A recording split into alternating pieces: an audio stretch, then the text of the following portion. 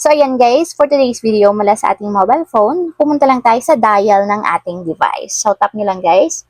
And dito, the dial lang natin is *143, number sign or hashtag, and then call. And after yan guys, dito, piliin lang natin yung number 6, which is yung Go Boosters. So type number 6 and then send. And ayan guys, dito naman, piliin nyo yung number 5, yung more. So type 5, then send.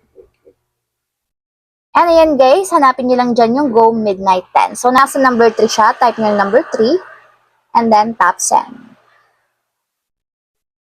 So ayan guys, sabi dito, kapag daw nag-register tayo ng Go Midnight 10, makakakuha tayo ng 1 GB na data para sa lahat ng site. So simula 12 midnight yan guys, hanggang 6 AM ng umaga. So meron kayong 6 hours para magamit yung inyong additional na 1 GB na data. So kapag nag-register tayo ng Go Midnight 10. So para ma-subscribe guys, type nyo yung number 1 and then send. So ayan lang guys, ganoon lang kasimple kung paano nga ba mag-register ng Go Midnight 10 sa ating Globe SIM.